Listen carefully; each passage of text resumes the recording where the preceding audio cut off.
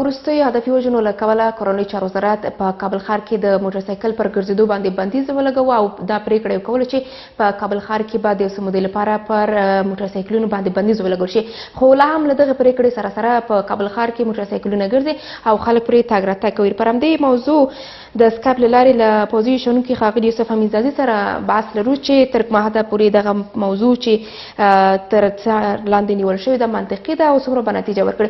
سلامونه زازی صاحب، وخت په خیر. مننه، سلامات اوسئ. بله زازی صاحب، پیل به له دې وکړو چې د کورنۍ چارو وزارت له لورې پر موټرسایکلونو باندې بندیز لګېدلی دی، دغه پرېکړه تر کومه حده پورې منطقي کېدلی شي؟ مننه خور کې ګورې هر اجراات چې د موږ امنیتي ادارې کې یا کوم طرزالعملونه عملو ته ترسره کېږي په مجموع کې یو هدف هغه د افغانستان د خلکو یا د کابل د ښاریانو د امنیت د دوی د صنعت چې اوس د کرونا وایروس هم په ډېر په شدت په خپرېدو دی. دغه اجراات دغه قانوني اجراات دي او د خلکو د هوساینې دپاره د خلکو د امنیت د ساتنې لپاره د سرمال ساتنې لپاره دا ښه ګامونه دي او منطقي دي. خو مشکل په دغه کې ده چې د موږ امنیتي تدبیر یا ځواکونه باید قانون پلی شي. په هغه شان چې په هره خواو کې به قانون باید پلی کړي تر څو چې د موږ وګړي مطمئن اوسي چې دغه ما سرتېری دغه امنیتي ځواک مو د قانون پر وړاندې دوی ژمن دي او د قانون پر ټولو یو شان په هره عرصه د په ژوندانه کې دوی پلي کوي. متاسفانه دغه ستونزه چې راپېښېږي د ولس یعنې مطمئن نه ده چې وملیدل چې موږ امنیتي ځواکونه یا د موږ سرتېري یا د موږ پولیس منصبینو په ډېرو مسایلو کې ډېر بې تفاوته دي. په ډېرو نورو مسایلو کې دوی بعضې خلکو ته براعت ورکوي، یعنې هغه قانون. اوس زازی صاحب، همدې موضوع ته راګرځو چې کابل ښار کې لا هم پر موټرسایکل کسان ګرځي. همدې موضوع ته راګرځو چې لا هم په کابل ښار کې په موټرسایکل باندې کسان ګرځي، خپل تګ راتګ کوي. په دې برخه کې دلته د کورنۍ چارو وزارت ضعف لیدل کېږي که نه؟ د خلک په خپل ځان باندې قانون تطبیقول نه غواړي، علتونه یې څه دي؟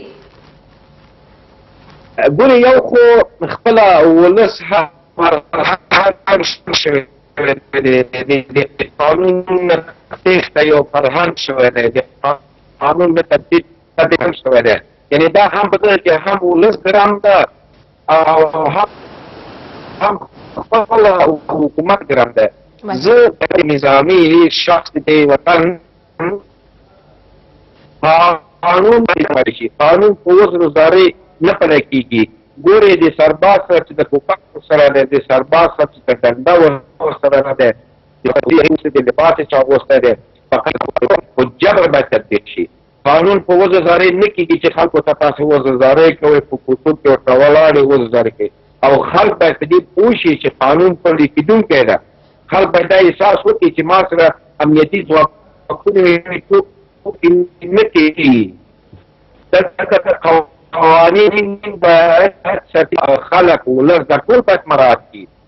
یعنې که چېرته کومه ستونزه وي، کوم مشکل وي، سرتېري ما منصبین د هغو وګړو د مشکل لپاره باید غوږ شي. غیر دغه نه ما غوښتنه د موږ امنیتي منصبینو دا ده چې قانون په زور پلی کېږي. قانون دلته یو بله خبره ده چې که چېرته یو سرتېری یا منصوب مې وګړو باندې قانون په جبر هغه کوي، تطبیق کوي، یعنې په زور یې تطبیق. دلته د نورې ادارې دلته جوړې شوي دي چې اصلا پرې نه غواړي چې قانون پلی شي.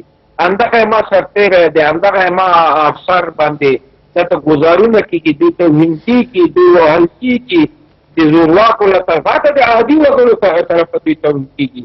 بیا که چېرته دوی کوم عکس العمل ښیي، بیا نو هلته یې څارنوال بیا په ورته ناستې ته باندې نه تحقیق کوي چې ولې دا کشف و، ولې دغه ځای شین ده، ولې خړ ده، ولې دغه ده.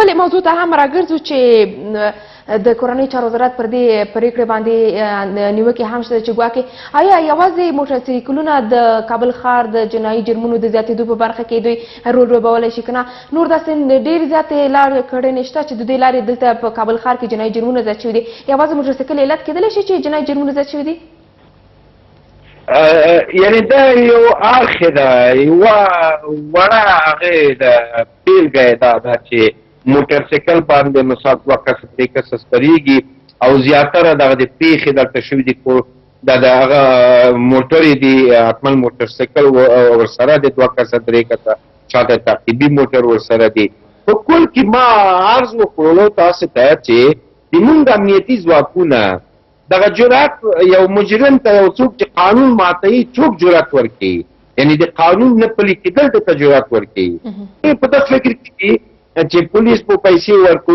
پولیس به مو خېښي ته انډې تعلیم د ملګرتیا د قوم پرستۍ متاسف هغه چې شته دغه انګېزه په ولس کې شته او که چېرته ولس په دا پوه شي چې ما سه امنیتي ځواکونه د افغانستان په ټولو مسایلو کې قانون پلی کوي په ټولو یو شان زه فکر کوم چې هلته به د دغې جرأت ونه کړي او که ویم کې هغه به زه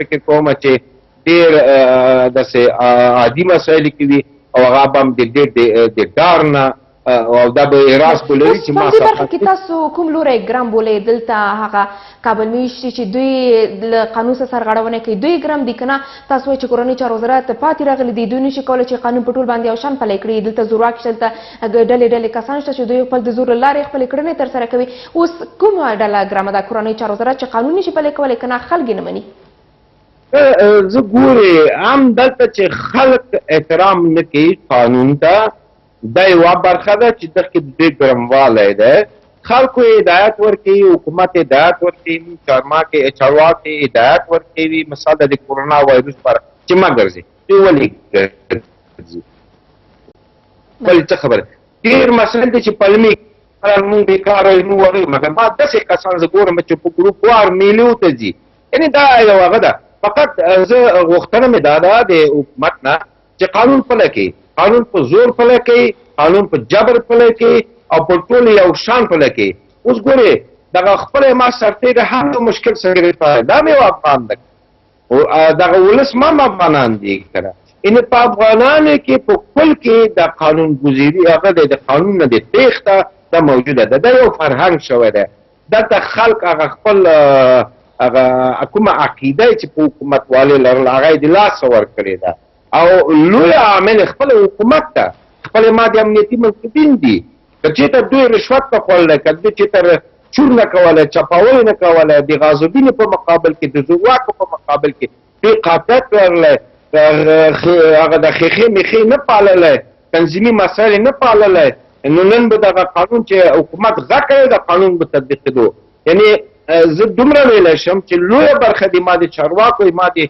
منصوبینو ما د پولیس سره لري یعنې دغه څوک چې قانون تطبیقوي دغه دوی کې د مشکل ده او په دوامه قدم کې واقعا چې ولس هم دلته مسؤلیت لري او ولس ته هم د مونږ ګوته ورته کېږي مخامخ کېږي بله سرزی صاحب لکه څنګه چې تاسو خپله هم ویلې په دې برخه کې امنیتي ادارې امنیتي کسان ګرم دي چې ګواکې دوی نشي کولی په ټول باندې یو شان قانون پلی کړي په همدې وجه سره چې وروستۍ هدفي وژنې تاسې هم وکتلې دلته په کابل ښار کې هدفي وژنې زیاتې شوي دي خو لا هم ځینې معافیایي کړۍ په ډېر ازاد توګه باندې ګرځي خپل جنایي جرمونه ترسره کوي که چیرې وضعیت مهار نه شي څومره د دې اندېښنه شته ده چې همدغه کسان چې دوی زورواکي دي دوی چارواکي دي دوی کسان دلته هدفي وژنې کوي دوی ته به نور هم زمینه سازي وشي چې خپل جنایي جرمونه خپل ټولې کړنې په ډېره ازاده توګه باندې دلته په کابل ښار کې ترسره کړي ګورې مونږ بار ویلي دي چې په کابل ښار کې یو هر ښار دی افغانستان کې جرایم باید کټګوري شي کټګوري باندې تقسیم شي او کومه کټګوري ډېره زیانمنه ده د ما د ولس دپاره د ثبات د امنیت دپاره هغو باندې ډېر زیات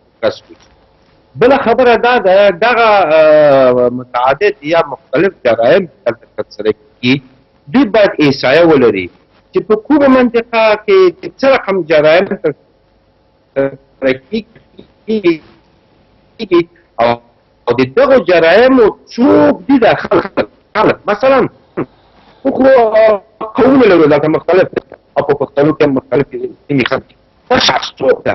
ګوره که دغه جرایم سره د دې وزارت مثال د کابل د ښار اوسېدونکی ده، د کابل د ښار اوسېدونکی ده، په قوم فلانی ده، یا ازبک ده، یا تاجر ده، یا پښتون ده، یا د ننګرهار ده، یا د پکتیا ده، یا د شمالي ده،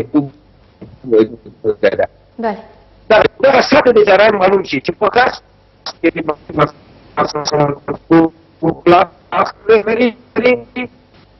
مختلفو جرایم کې مثلا اختطاف، مثلا اخلاقي بعضې جرایم دي که نه، دغه ماشومان جرایم اعلان چې دا د ولس معلوم هم شي. ځکه دا وکیلان لرو، دا د دوی مشران لري او قومي مشران لري، د ګوزار وکیلان لري. دوی مجبور شي چې مثال د ما ولس یا د ما یا د ما هغه دغه جرایم لرلو، بیا دوی ته دغه کار مسایي دوی ته واضح کېږي. دا خو پرمري ده جرایم تر سره کېږي خرو ده جرایم وخوره د زوی د مشه دا چې د حقوقو هغه د مجرمینو هم تاسې لکه هغه وکړاري وکړي، د خپل مجرم ته هم ووایه، د خپل قاتل او د خپل ضبط هم منځ شفاور ونه کړي. نو زه فکر کوم چې دا مسله که د ولس سره شریک شي او د رسنیو سره شریک شي، د هغې پایلې نتیجه به مثبت وي. بله کومې لارې چارې دي چې امنیتي بنسټونه امنیتي ارګانونه کولی شي د هغو لارو د استفادو څخه جنایي جرمونه په کابل هم په ولایاتو کې کنټرول کړي؟ یوه مسله مې همدغه درته وویلې. دویمه مسله دا ده چې خپله منصوب دی د علمو امنیتي هغه باید دغه هېواد ته ژمن واوسي، دغو خلکو باندې باید زړه وسوځي. دغه هېواد صرف په قانون د حاکمیت باندې د هېواد پرمختګ کولی شي. په دغه باندې یو منصوب باید پوه شي، دغه منصوب باید تعلیم ورکړلی شي، دغه منصوب ته باید درس ورکړلی شي، دغه منصوب اول قوانین ولولي. اوس ما ډېر افسران که تاسو لاړ شئ پوښتنه وکړئ قانون د جزا نه خبر نه ده، ډېرو مسایلو جزایي قانونونو دې خبر نه ده، په قانون اساسي دی نه پوهېږي. حتی ډېر ستر جنرالان دي، ډګر جنرالان ستر جنرالان یې په دغې نه پوهېږي چې د قانون دوی ته څه وایي. یعنې ما منصوب باید دغه مورال او انګیزه ولري. او د حکومت نه مې غوښتنه دا ده چې ما د منصوب سره هغسې برخورد وکړي، د دوی حقوق ورکړي، د دوی امتیازات ورکړي، دوی ترفیعات په خپل وخت زبان کې ورکړي، دوی معاشات ورکړي او دوی ته مورال انګیزه ورکړي. ما انګیزه د مورال د منصوب ولې هغه کېږي خرابېږي، ولې دوی متاثره کېږي؟ دا د سیاسونو لاسه. زه یو شیش ته غواړم چې اشاره وکړم. یا وارې یو مشر د سیاسونو راځي وایي چې پلانکی ډاکټر صاحب عبدالله یا بل داسې خراب سړی دی او دا ذهنیت د خلکو خرابوي. بله ورځ ته ورته ګورې همدا ډاکټر صاحب عبدالله صاحب، همدا ډاکټر صاحب اشرف غني صاحب دی کرار ناست دی، ډوډۍ ورسره خوري یا وزارت ورسره کوي. ګورې دا د ذهنیت د افسرانو د ما د ولس دغه سیاسونه خرابوي، دغه چارواکي خرابوي، دغه رهبران خرابوي. نو که چېرته مثال یو کس وایي چې اشرف غني بد سړی ده، دا چې بد سړی ده نو بیا ته څه کوې چې هغه لاس باندې بیا حکومت کوي؟ دغه مسایل دي چې اوس یو بله موضوع هم مطرح کېږي چې ګواکې همدا کسان، همدغه پولیسان، همدا افسران، همدغه امنیتي بنسټونه وظیفوي غفلتونه لري. تاسو تر کومه حده پورې د دوی وظیفوي غفلتونه منئ؟ رښتیا هم وظیفوي غفلتونه شته که نشته ده؟ ولې نشته؟ وظیفوي غفلتونه شته دي. ما خو درته ویلي چې دغه لیډران رهبران حکومت ولې تخریبوي؟ رئیس جمهور صاحب ولې غږېږي؟ که بد سړی دی، که حکومت خراب سړی دی، خو اپوزیسیون شه په مقابل کې مبارزه وکړه او که بیا نه کوي. ما ته خو وایي چې دی بد سړی دی، حکومت بد ده. خو زه وایم چې حکومت بد ده، زه نه ځم دغه حکومت وظیفې ده. ته ولې چېشته ځې؟ نو اپوزیسیون شه مبارزه وکړه، نیوکه وکړه. اوس تاسې په لاندو کې راته چی راته چې همدا وروستي سیاسي جنجالونه څومره د دې وضعیت دومره زمینه سازي ورته کړې ده چې دلته په کابل ښار کې جنایي جرمونه زیات شي، هدفي وژنې زیاتې شي. همدغه رهبران دي. ګوره زه یو سرباز داسې فکر وکړه، زه یو سرباز یم. دغه حکومت ولې ما اړ کوي چې په پارلمان کې یو کس په نوم دی وکیل ده او اصلا غل ده، ما ولې اړ کوي چې زه لاړ شم د امنیت ونیسم؟ یا مثلا یو بلډینګ ده غصب شوی ده، چور شوی ده، قاتل ده، مجرم ده، چپاولګر ده، په ارامو پیسو جوړ شوی ده. د حکومت ولې ما مجبور کوي چې دغه د بلاک او شاته ما عسکرې ته درې؟ یعنې ګوره دا خو سیاسون دي که نه، دا خو رهبران دي. وزیر مثال غل ده، رئیس غل ده، 80% حکومت فاسد ده. ولې ما مجبور کوي چې دغه فاسد حکومت شاته زه لاړ شم هلته پیرا وکړم؟ دغه ما انګیزه د منځه وړي. دلته ده چې قانون نشي پلی کېدی، دلته ده چې قانون نه ټول فرار کوي، دلته ده چې بدبختي راځي، دلته ده چې ډېر زیاته مننه قاضي صاحب. خیر اوسې، مننه ژوندی صاحب. مننه. د رالدونکو پوځي شنونکی ښاغلی یوسف امینزاده د سکایپ له لارې موږ سره په کابل ښار کې د موټرسایکل پر بندېدو باندې بحث درلود چې موضوعاتو باندې موږ ورسره خبرې کولې. اوس هم دمه تر د وروسته د خبرونو دوام ته راګرځو.